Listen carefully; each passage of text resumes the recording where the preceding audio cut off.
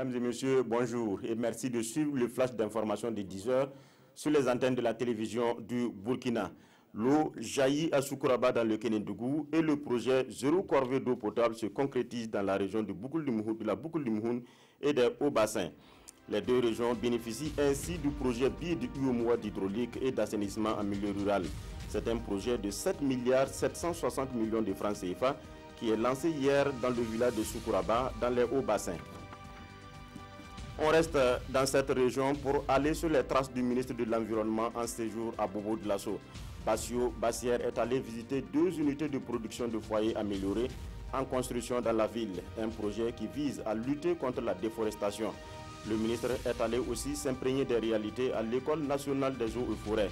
L'école manque d'infrastructures diverses et le ministre a promis prendre des mesures de nature à donner un souffle nouveau à l'établissement. Le tuvage du riz n'est plus un souci pour les productrices de Karfegela dans les cascades. Ces femmes réunies en coopérative ont bénéficié hier d'un centre de tuvage moderne de riz d'une valeur de 111 millions de francs CFA. Il a une capacité de tuvage de 5 tonnes de riz par jour. Le centre est constitué d'un magasin de stockage de 120 tonnes, d'un autre de décortiquage, de 2 aires de séchage et d'une salle de tri et de conditionnement. Ce centre est offert gracieusement par le Canada dans le but d'améliorer la qualité du riz et permettre l'émancipation économique des femmes. À l'étranger, Mogadiscio, la capitale somalienne, a été frappée hier par un double attentat à la voiture piégée. Bilan, 18 morts et une vingtaine de blessés.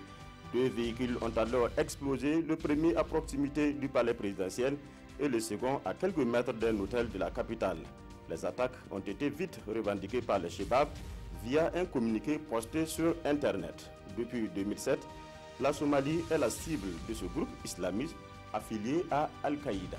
Voilà, c'est tout pour ce flash. Merci de nous avoir suivis. L'information revient à 13 h avec Marguerite Douanier.